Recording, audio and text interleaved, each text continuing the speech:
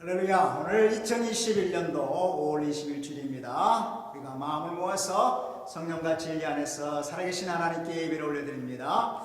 전능하신 아버지 하나님 감사합니다. 오늘 또 우리와 함께 하시는 임마누엘 되신 하나님을 찬양합니다. 우리 모두를 그리스도의 보혈을 쓰시고 거룩한 하나님의 자녀 삼으셔서 참된 예배자의 신분으로 불러주신 은혜를 진심으로 감사하고 오늘도 예배 가운데를 찾아와 만나주실 영광의 하나님 이름을 높이 올려드립니다. 우리 모두를 성령으로 충만하게 만들어주시고 하나님 기뻐 받으시는 성령과 진리 안에서 예배드리는 예배자 되도록 만들어주실 것을 믿사옵고 감사하고 예수 그리스도의 이름으로 기도하옵나이다. 아멘. 찬송가 95장 1절을 함께 찬양합니다. 나의 기쁨 나의 소망 되시며 나의 생명이 되신 주 밤낮 불러서 찬송을 드려도 늘 하신 마음 뿐일세. 아멘. 오늘은 예수님과 요한과 함께하는 산책 12번째 시간 와서 보라 요한복음 1장 43절로 51절 말씀을 중심으로 함께 말씀을 나누기를 원합니다. 요한복음 1장 43절로 51절 말씀을 제가 봉독해 올립니다. 이튿날 예수께서 갈릴리로 나가려 하시다가 빌립을 만나 이르시되 나를 따르라 하시니 빌립은 안드레와 베드로와 한 동네의 벳세다 사람이라. 빌립이 나다나엘을 찾아 이르되 모세의 율법에 기록하였고 여러 선지자가 기록한 그 일을 우리가 만났으니 요셉의 아들 나사렛 예수니라. 나다나엘이 이르되 나사렛에서 무슨 선한 것이 날 수 있느냐. 빌립이 이르되 와서 보라 하니라. 아멘. 46절 말씀까지만 봉독해 올려드렸습니다. 오늘은 이 본문 말씀을 중심으로 예수님의 제자들이 그리스도를 만나는 과정들을 살펴보려고 합니다. 예수님께서 12명의 제자를 부르시는 그런 광경들이 마태, 마가, 누가 이 공관복음과 또 그리고 요한복음 이렇게 기록되어 있는데요. 복음서마다 조금 다른 내용들이 기록되어 있는 것을 봅니다. 특별히 누가복음에서는 제자들을 부르기 전에 예수님께서 산에 올라가서 깊이 기도하시고 이렇게 예수님의 제자들을 콜렉트하고 또 콜링 부르신 거죠. 그리고 appointment 임명을 한 겁니다. 자, 그런데 마가복음에 보면은 특별히 그들이 고기 잡고 있는 현장 속에서 갈릴리 그 바닷가에서 베드로와 요한 또 안드레와 그리고 제임스를 포함해서 그 갈릴리 호수에서 어부 생활하는 그들을 불렀을 때 그들이 그야말로 배도 버리고 그물도 버리고 심지어 부모도 버리고 예수님을 즉각적으로 따랐다 이렇게 기록되어 있습니다. 근데 요한복음에서는 그런 관점보다는 좀 더 그들이 어떠한 그러한 과정을 통해서 다시 말하면 영적인 과정을 통해서 그리스도를 만나게 됐는가라고 하는 관점에서 기록하고 있는 것을 보게 되는 것이고요. 그래서 공관복음에 나와 있는 내용은 그냥 포괄적으로 그들이 직업을 내려놓고 예수님을 따랐다고 봤다면 요한복음에서는 그들이 구체적으로 그리스도가 메시아인 아니 예수님이 메시아인 것을 예수님이 그리스도인 것을 그들이 깨닫게 되고 그러고 나서 그들이 기쁨과 감격 속에서 예수님을 따랐던 모습을 볼 수가 있게 되는데요. 오늘 우선 이 요한복음 1장에 나타나고 있는 정확하게 이름이 나와 있는 제자는 4명이고요. 그 다음에 익명으로 기록되어 있는 한 사람, 바로 그 사람은 안드레와 함께 있었던 세례 요한의 수제자로 알려져 있는 사도 요한이고요. 그리고 나서 또 사도 요한이 그의 형제 야고보를 전도한 내용들은 생략되어 있지만 적어도 6명의 예수님의 제자들이 전도받은 과정들이 기록되어 있는 것을 봅니다. 먼저 지난 시간과 함께 보았지만 세례 요한이 가장 먼저 자기의 제자들 가운데 특별히 수제자인 안드레 그리고 사도 요한을 예수님께 소개하는, 보라 세상죄를 지고 가는 하나님의 어린 양이로다 라고 하는 메시지를 선포하고, 그 다음 날에도 또 특별히 그 많은 제자들 가운데 그 수제자를 데리고 예수님을 향하여서 바로 저분이 세상죄를 지고 가는 하나님의 어린 양이다 라고 선포하면서 자기의 제자들을 이제는 예수님을 따르는, 그리스도를 따르는 참된 제자가 될 수 있도록 안내하는 그런 메시지를 전했던 것을 보게 되고요. 바로 이 안드레 요한이 이 스승 세례 요한의 그 메시지를 받고 예수님을 따르게 되는 것을 봤습니다. 그때 예수님께서는 물었죠. 너희가 무엇을 구하느냐? 그랬더니 그들은 라삐 어디 계시옵니까? 예수님 답변이 뭐였습니까? 한번 따라해 봅니다. 와서 보라. Come and see. 와서 보라. 이렇게 말씀하셨고, 좀 더 구체적으로는 Come you will see. 와서 그리고 네가 보게 될 것이다. 이렇게 말씀을 하셨는데요. 그래서 이 두 안드레와 사도 요한이 예수님을 따라갑니다. 그리고 거기에서 하루를 함께 동행하고 함께 교제하는 귀한 시간을 갖게 되는 것이죠. 거기에서 바로 세례 요한이 자기의 세례 요한이 증거했던 세상 죄를 지고 가는 인류의 구원자이신 메시아 그리스도인 것을 깨닫게 되고, 그분을 만나는 기쁨과 감격에 사로잡히게 되면서 그들의 인생이 완전히 180도로 바뀌게 되는 것을 우리가 보게 되는 것이고요. 그리고 나서 이제 이 안드레가 처음에 한 게 뭐였습니까? 그가 그것을 만나고 기쁨과 감격 속에서 했던 것은 바로 자기의 형제 베드로를 찾아가서 베드로를 전도한 내용이었죠.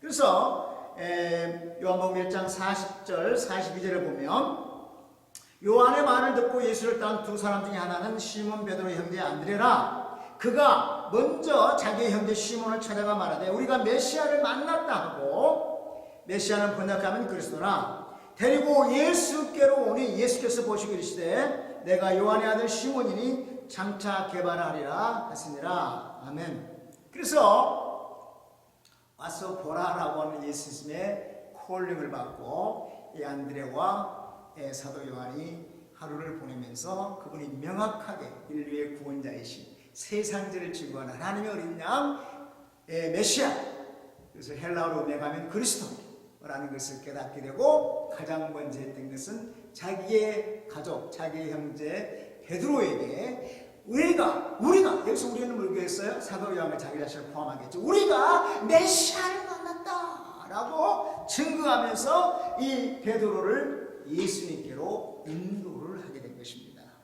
할렐루야. 자, 그랬을 때 예수님께서는 베드로를 보시고 그의 이름을 바꿔줬죠. 뭐라고요? 사이먼에서 피러라고 하는 개박, 페트로스라고 하는 반석이라는 뜻을 가진 이름으로 바꿔주시고, 그리고 그 반석 위에 내가 교회를 세우겠다고 하는 정말 위대한 선포를 하셨고, 그 메시지는 이제 오순절날 이루어진 것이죠. 이 땅에 초대교회가 세워지는 놀라운 역사가 일어난 것을 보게 됩니다. 자, 그 다음에 본문에서 사도 요한이 자기 이름을 안 밝히고 요한복음에서는 예수님을 사랑하는 제자라는 표현을 쓰고요. 그리고 자기가 또 가장 먼저 뭐였겠습니까? 자기 형제 야고보를 전도한 내용은 생략하고 있는 것을 보지만, 분명히 안드레가 자기 형제 베드로를 전도했던 것처럼 사도 요한도 그 형제 야고보를 전도해서 결국은 그 두 형제들이 예수님의 12 제자들 중에 각각 그 형제들이 포함되어 있고 또 중요한 예수님의 12 제자 중에서도 정말 제1그룹 수제자 그룹에 속하는 베드로와 그리고 요한과 야고보가 포함된 것을 우리가 보게 되는 것입니다. 이와 같이 그리스도를 만난 그들이 내가 그리스도를 만났다라고 전함으로 먼저 그의 가족부터 전도하는 것을 보게 됩니다. 자, 세 번째로 이제 오늘 본문 33절과 44절을 봅니다. 이튿날 예수께서 갈릴리로 나가려 하시다가 빌립을 만나 이르시되 나를 따르라 하시니 빌립은 안드레와 베드로와 한 동네 벳세다 사람이라. 벳세다는 갈릴리 벳세다 지역을 얘기하는 것이고요. 결국은 빌립도 이 어부로서 활동을 하는 안드레와 그리고 베드로와 그러한 같은 종류의 업종에 참여한 당시 우리가 갈릴리 호수 주변의 사람들은 사실상 가난한 사람들 그리고 여러 가지 문제점을 가진 사람들이 바로 여러 국경이 접해있는 그곳에 살았던 걸로 알려져 있습니다. 바로 그러한 빌립을 소개를 하고 있습니다. 그런데 빌립은 예수님께서 직접 빌립을 만나서 나를 따르라 이렇게 말씀하셨습니다. 여기서 follow me, 나를 따르라 하는 얘기는 다시 말하면 와서 보라 라고 하는 동일한 의미를 가지고 있는 것입니다. 무슨 얘기겠어요?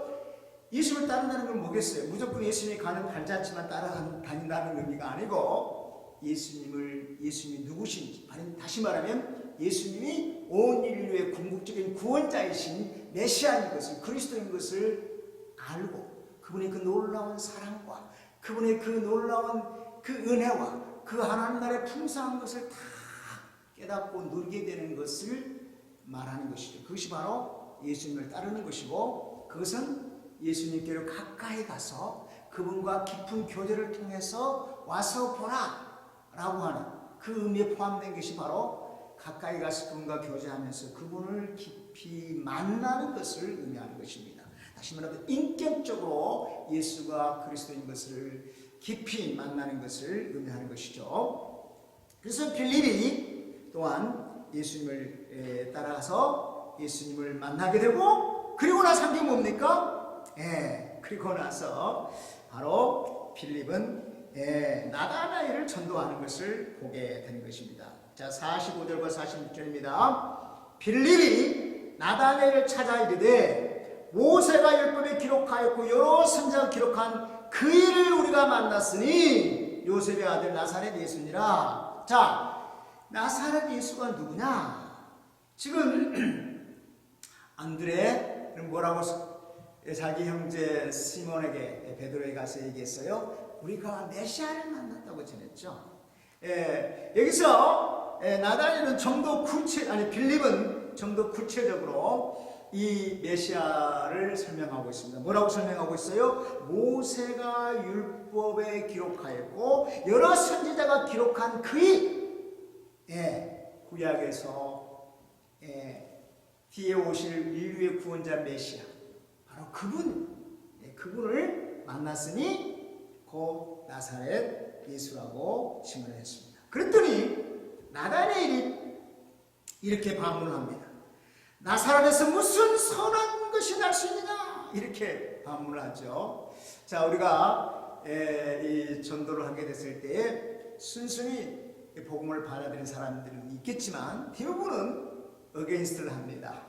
이런저런 이유를 대면서 복음을 받아들이기를 거부하거나 오히려 노골적으로 아예 그냥 핍박을 하거나 욕설을 하고 있는 사람들도 있을 수 있는 것이죠. 사실상 지금 나다나엘이 나사렛에서 무슨 선한 것이 날 수 있느냐라고 답변을 했을 때에 이미 사실 나다나엘은 어떤 사람이냐?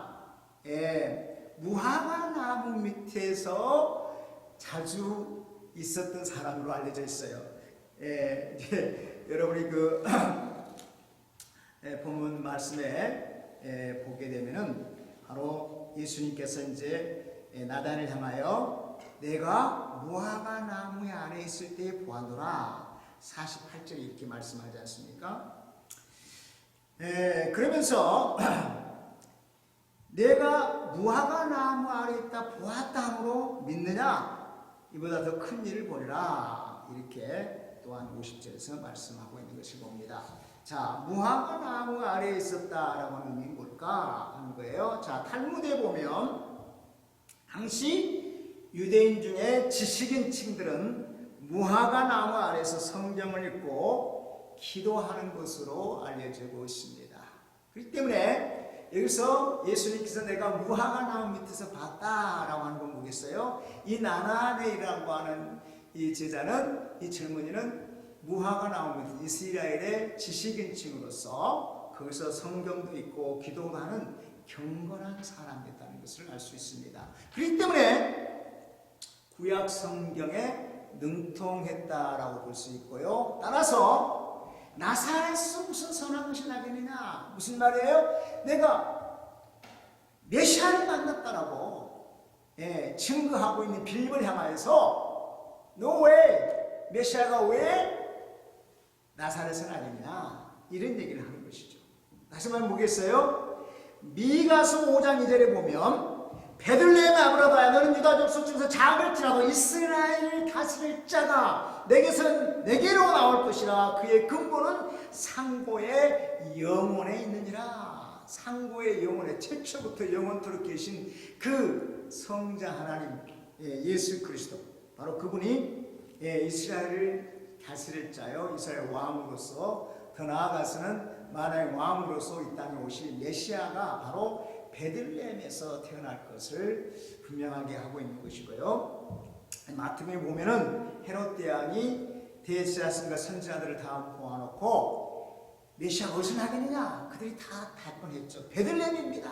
그들도 구약에 능통한 사람들이기 때문에 당연히 그렇게 얘기했고, 나다나엘도 당연히 메시아는 베들레헴에서 나는데 무슨 나사렛이라고 하느냐, 이런 의미가 있는 것이고요. 특별히 가나 출신 나다나엘은 이 나사렛을 잘 아는데, 나사렛이라는 동네는 그야말로 제가 몇 년 전에 거기 방문했지만 여전히 우리 옛날 한국의 50년대의 그 시골 동네, 정말 달동네에 해당하는 그런 동네입니다. 그러니까 그러한 동네에서 특별히 성경적으로 나사렛에서가 아니고 베들레헴에서 메시아가 난다. 그런데 무슨 말을 하는 거냐? 이렇게 지금 사실 반문을 하는 것이죠. 자, 그런데요, 빌립이 어떻게 대처하는 걸 보세요. 빌립이 그것이 아니고 따지고 설명하고 설득하게 아니었어요. 심플하게 이렇게 얘기했습니다. 예수님께서 안드레와 베드로를 향해서, 안드레와 사도 요한을 향하여서 와서 보라 얘기했던 것 동일하게 이 나다나엘을 향하여 빌립이 한 얘기가 뭐였어요? 와서 보라, come and see, 이렇게 선포했던 것을 봅니다. 그래서 우리가 이제 여기서 전도의 방법을 또한 배우게 되는 것이죠. 잠시 후에 말씀드리겠고요. 자, 그러면 이제 나다나엘이라고 하는 이 친구가 누군가 보면은, 성경에 보면은 사실 예수님이 12제자들을 열거할 때는 나다나엘이 없습니다. 그 중에 보면은 바돌로메가 등장하게 되는 것이고요. 그리고 이 나다나엘이 제자들 가운데 기록된 것은 요한복음 21장 2절입니다. 다시 말하면 예수님께서 부활하신 예수님을 제자들이 만났지만 아직 사명감을 갖지 못하고 베드로가 내가 물고기를 잡으러 가노라 했을 때에 7명의 제자들이 함께 물고기를 잡으러 가죠. 그동안 배도 그물도 다 던져놓고 3년 이상 예수님을 따랐던 그들이 이제 예수님이 십자가에 돌아가시고 그리고 나서 그들은 아직 사명을 갖지 못한 상태에서 다시 자기들의 직업으로 돌아가는 그 광경인데요. 그게 바로 나다나엘이 있었던 것을 봅니다. 자, 요한복음 21장 2절에 보면요, 시몬 베드로와 디도모라고 하는 도마와 갈릴리 가나 사람 나다나엘과 세베대의 두 아들들 사도 요한과 제임스, 야고보죠. 그리고 다른 두 제자들이 함께 있더니 7명의 제자들이 함께 있었죠. 시몬 베드로가 나는 물고기를 잡으러 가노라 하매 우리도 함께 가겠다 하고 나서 배에 올랐으나 이 밤에 아무것도 잡지 못하였더니 이 나다네일이 여기 7명의 12명의 제자 가운데 7명 가운데 포함되어 있는 것을 요한복음 21장에서 기록해 주는 것을 우리가 확인할 수가 있습니다. 자, 그러면 그리스도를 만난 이 제자들의 삶의 공통된 변화 내용이 뭐냐라고 하는 것입니다. 그것은 뭐니 해도 그들은 그리스도를 만났을 때 세상에 줄 수 없고 알 수 없는 참된 기쁨과 감격으로 충만해진 삶으로 변화됐던 것이 분명한 것을 우리가 깨닫게 된 것이고요. 두 번째로 그들의 가치관이 변화가 일어났다고 하는 것입니다. 그들은 먹고 살기 위해서 열심히 갈릴리 호세에서 고기를 잡고 또 이제 12제자 가운데는 뭐 세리 출신 마태도 있고 또 SNS 출신 뭐 다양한 출신도 있습니다만은 적어도 가반수 이상 대부분이 이 어부 출신들 아니었겠습니까? 자, 그러나 그들이 예수님을 인격적으로 만난 다음에 뭡니까? 삶의 우선순위가 변화되었습니다. 그래서 그들이 먹고 살기 위해서 생업을 위해서 고기 잡는 일과 또 세리로서 또 기타 유다 같은 사람, 아주 똑똑한 사람이었죠. 가룟 유다 같은 사람, 다양한 영역에서 일하고 살았지만 이제는 예수를 만났을 때 그들은 그들의 모든 그 일을 내려놓고 사람 남는 업, 그들의 삶의 우선순위가 완전히 바뀌어진 것을 알게 되는 것입니다. 사람 남는 업, 다시 말하면 전도자의 삶으로 바뀌는 것을 보게 되는 것이죠. 마지막으로 이 12명의 제자들은 모두가 가룟 유다를 제하고요, 순교의 순간까지 끝까지 믿음을 지키고 생명을 거는 열정을 가지고 복음을 전하다가 전도의 사명을 다 마치고 기쁨으로 순교의 길을 걸어갔던 그들의 삶의 놀라운 변화된 삶의 모습을 바라봅니다. 자, 오늘날 우리 그리스도인들의 삶 가운데도 중에서 정말 이렇게 하나님을 인격적으로 만나고 예수 그리스도를 인격적으로 만나고 그들의 삶의 변화에 대해서 복음을 위해서 생명을 다해 정말 이 사명을, 복음의 사명을 감당하는 우리 선교사님들, 기꺼이 순교의 길을 걸어가고 있는 위대한 우리의 선교사님들과 또 우리 목회자들과 복음 전도자들을 보게 됩니다. 특별히 지금 뉴욕에서 국제도시 선교회를 이끌고 있는 우리 김호성 목사님도 이 참 팬데믹의 어려운 상황 속에서도 끊임없이 복음을 전하고 계속해서 이 기도 모임을 하고 참 위대한 일을 하는 것을 보게 됩니다. 그분들이 왜 그렇습니까? 예수님을, 그리스도를 인격적으로 만나고 그 놀라운 사랑과 은혜를 입었고 그 기쁨과 감격으로서 차마 앉아있을 수 없는 것이죠. 오늘 우리가 봤던 이 제자들, 그들이 그리스도를 만났을 때 한 행동이 뭐였어요? 바로 가서 자기 가족부터 시작해서 전도해서 예수님께로 인도하는 일을 했지 않습니까? 자, 그래서 우리가 이 특별히 나다네를 다시 한번 잠깐 살펴보려고 하면요, 지난번에 제가 개괄적으로 12사도들의 그 순교 과정을 설명한 적이 있습니다만은, 특히 나다나엘은 소아시아인 그루기아, 히에라, 폴리스, 페르시아, 아르메니아와 인도에까지 가서 선교한 것으로 알려져 있습니다. 결국은 인도에서 그가 선교를 하다가 이제 붙잡히게 되는 것이고, 인도의 마드레스 주의 큰 그 항구 도시인데요, 바로 이곳에서 순교를 당하게 됩니다.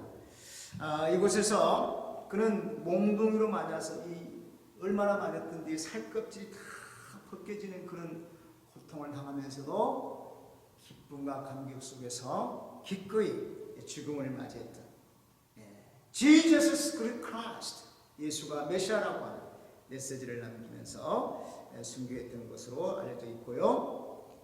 바로 지금 이 인도의 마드레스에 있는 이 항구 도시에 가면 나다나엘의 무덤과 그리고 나다나엘 교회가 남아 있다고 알려져 있습니다. 자, 마지막으로 살펴보려고 하는 것은 전도의 동기, 방법, 목표입니다. 전도의 동기는 뭡니까? 우리가 그리스도, 내 삶의 나의 구원자이신 죄값으로 말미암아 영원한 사망에, 둘째 사망에 이를 수밖에 없는 나를 건져주시기 위해서 그 고난의 십자가를 지시고 피를 흘리시고 돌아가심으로 그 피값으로 사단의 종로로 타는 나를 사셔서 하나님의 자녀 삼아주시고 하나님 나라의 주인공으로 만들어주신 하나님의 그 주님의 그 놀라운 구원의 감격, 그 기쁨, 바로 그것이 이 전도의 동기가 될 것이며, 동시에 주님의 마음, 죽어가는 영혼, 복음이 없이 죽어가는 영혼을 향한 불쌍히 여기고 긍휼히 여기는 마음을 가지고 있다면 내가 복음을 모르는 사람을 그냥 지나칠 수 있다는 것이죠. 오늘 우리 제자들이 그것을 만났을 때 당장 자기 가족부터 시작해서 친구에게 찾아가서 복음을 전하면서 그들을 예수님께 인도했던 것처럼 우리들도 그렇게 될 수밖에 없다라고 하는 것입니다. 오늘날 왜 많은 위대한 믿음의 사람들이 순교를 각오하고 특별히 모슬렘권에서 이 어려운 상황에서도 복음을 전합니까? 바로 이 기쁨과 감격, 주님의 그 심장, 그것이 있기 때문이고, 이 하나님의 사랑이 강권에서 사도 바울이 고백했던 것처럼 복음을 전하지 않고는 견딜 수 없는 뜨거운 그 열정 때문에 그러한 일을 하고 있는 것이고, 바로 그분 중에 하나가 우리 김호성 목사님입니다. 그분을 위해서 늘 기도하고 있고, 또 우리 단체방에도 들어와서 가끔 메시지 남기시는 분인데, 그분의 사역을 위해서도 기도해 주시기를 부탁을 드리겠습니다. 자, 그런가 하면은 우리가 전도의 방법은 무엇입니까? 우리가 오늘 본문에서 봤던 것처럼 먼저는 내 가족부터, 또 내 친구에게, 그리고 더 나아가서는 온 열방의 민족들에게 복음을 전하는 것이고요. 그 전도 방법은 뭐였어요? 빌립이 나다나엘에게 전했을 때 나다나엘의 반대가 나왔죠. 나사렛에서 무슨 선한 것이 날 수 있겠느냐? 그랬을 때 그를 논리적으로 설득하려고 논쟁한 것이 아니라 와서 보라. 예수님이 어떤 분이고 와서 한번 만나봐라. 그러면 정말 네 인생이 새로워지고 정말 이제는 세상이 출소할 수 있는 기쁨과 감격으로 충만해지고 이 험난한 세상에서도 그 하나님 나라의 풍성한 복을 누릴 수 있게 될 것이다. 그러면서 내가 만난 그리스도를 간증하는 것입니다. 그것이 가장 효과적인 전도의 방법이라고 하는 것이죠. 그리고 더 중요한 것은 그 영혼을 긍휼히 여기는 마음, 또 사랑하는 마음, 늘 기도하고 그 기도의 능력, 성령의 능력으로 와서 보라. 예수님께 인도하는 것이 가장 우리가 해야 할 전도의 또한 목표인 것이죠.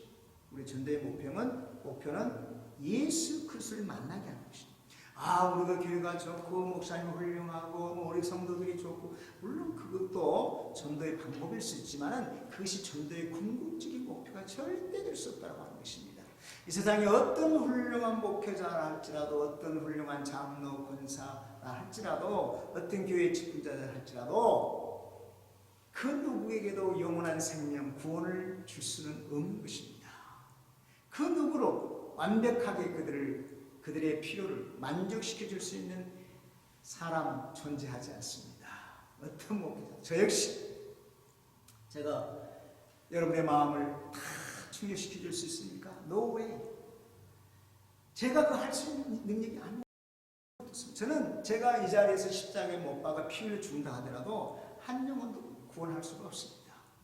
왜요? 저는 죄의 피가 흐르고 있기 때문에 이 피를 자으로 흘려도 구원할 능력이 없어요. 우리 성자 예수님, 죄가 없으신 거룩하신 하나님의 아들 어린 양, 그분의 그 고귀한 보혈의 피가 흘려졌을 때에 죄인들의 죄값을 탕감할 수 있는 능력과 권세가 나타나는 것이기 때문에 저는 여러분 한 명도 구원할 수 없어요. 단지 제가 할 수 있는 것은 뭐냐? 우리의 구원자이신 생명의 그리스도이신 예수 그리스도께로 인도하는 것이고, 단순히 인도하는 것이 아니라 여러분 한 분 한 분들이 예수님을 그리스도로 인격적으로 깊이 만남으로 구원의 확신과 그의 그 놀라운 사랑 가운데 기쁨과 감격에 빠져서 이제는 이 기쁨의 소식을 전하지 않고는 견딜 수 없는 그러한 위대한 전도자의 모습으로 성장할 때까지 인도해야 될 책임이 저에게 있는 것입니다. 제가 목회를 하면서 항상 마음이 아픈 것은 뭐냐, 나는 왜 우리 성도님들을 그렇게 하지 못하는가? 내가 만난 그 그리스도를 내가 참으리 간증을 하고 외쳐도 왜 저분들은 만나지 못할까? 물론 여러분 가운데는 저보다 더 깊이 예수님을 그리스도 깊이 만난 분도 있을 줄로 믿습니다.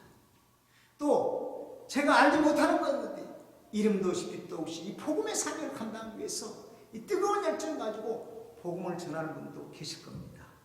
그렇지만 아직도 많은 분들은 교회는 나오고 신앙생활을 하고 예배는 드리는 것 같은데 하나님은 아직도 인격적으로 만나지 못했기 때문에 사소한 일에 상처를 받고 사소한 일에 아파하고 좌절하고 이렇게 넘어지고 쓰러지는 모습을 보면 얼마나 가슴이 아픈지 모르겠어요.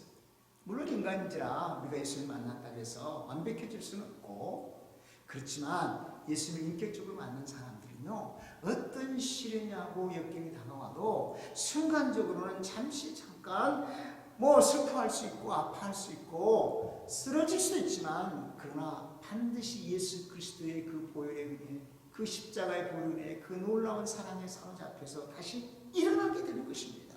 다시 일어나서 그 기쁨과 감격을 다시 회복하고 이 복음의 열정을 다시 회복하고 이 위대한 사명을 감당할 수 있게 되는 것이죠. 그러나 이 예수님을 그리스도로 인격적으로 만나지 못한 분들은 이런 시련이 오고 역경이 올 때 쓰러지고 넘어져서 일어나기가 너무 힘든 거예요. 그래서 제가 간절히 기도한 것은 뭡니까? 여러분 한 분 한 분 정말 Jesus is the Christ, 예수님이 그리스도시고 우리의 구원자이신 것을 알고 그분의 깊이 인격적으로 그분을 만나서 그 놀라운 사랑을, 그 놀라운 은혜를, 그 농후한 긍휼하심을, 그리고 그 하나님 나라의 그 풍성함을 깨닫고, 깨닫는 게 끝나는 것이 아니라 그것을 내가 경험하고 그것을 누리고 그리고 그것을 나눠주지 않고는 견딜 수 없는 그런 열정의 사람들로 다 변화될 수 있기를 날마다 저는 기도하고 있습니다. 여러분 모두가 오늘 예수님의 제자들이 예수님을 그리스도로 인격적으로 만나고 놀라운 삶의 변화가 일어난 것처럼 여러분의 삶이 그러한 변화가 일어나게 되기를 간절히 축원드립니다. 기도하겠습니다. 사랑하신 아버지 하나님 감사합니다. 그렇습니다. 죄로 말미암아 죽어버렸던 인생, 영원한 둘째 사망 지옥불에 떨어질 수밖에 없는 인생들을 그토록 긍휼히 여기시고 불쌍히 여기시고 사랑하셔서 십자가의 피를 쪼아가심으로 우리 죄값을 다 청산하시고 우리를 구원해 주신 이 우리 주 예수 그리스도의 그 놀라운 구원의 은총을, 그 은혜를 우리는 잊어버릴 수 없고 감사하고 감격하지 않을 수 없으며, 이제는 죄와 사망에서 해방되어지고 영원한 하나님 나라의 주인공이 되고 풍성한 하나님의 나라를 누릴 수 있는 이러한 영광 가운데 인주신 하나님의 진심으로 감사하고 감사합니다. 이제는 이 감사와 감격이 이 예수님의 제자들이 그것을 만나고 나서 그들의 삶이 변화되게 된 것처럼 우리 인생의 가치관이 세상적인 가치관이 아니라 하나님 나라의 가치관으로 변화되게 도와주시고, 우리의 우선순위가 세상을 향하는 것이 아니라 복음을 전하는 데에 집중이 되어지는 사랑 낭만으로 바꿔지는 역사가 있게 되게 만들어 주시고, 이 제자들이 그랬던 것처럼 순교하는 그 순간까지 이 복음을 전하다가 기꺼이 그 영광스러운 순교의 자리까지 이룰 수 있는 위대한 믿음의 사람들 되어줄 수 있도록 은혜를 베풀어 주시옵소서. 이 코비드-19 팬데믹 상황 속에서 우리는 봅니다. 이 자연의 아름다움을 바라봅니다. 이 식물들과 동물들과 새들과 고기들은 아무런 해도 받지 않습니다. 우리의 만물의 영장이라고는 하나님의 형상을 받은 영적인 존재인 우리 인간들만 이렇게 고통을 당하는 이유가 뭐겠습니까? 이렇게 된 이유가 뭐겠습니까?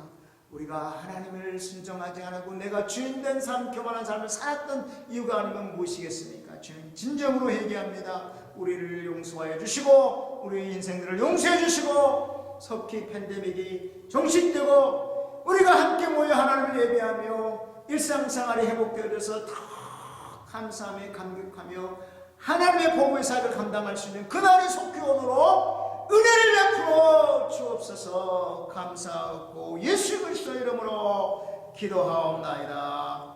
아멘. 할렐루야. 감사합니다. 일동하다 믿음으로 승리하게 되시기를 주님의 이름으로 축원드립니다. 할렐루야. 할렐루야.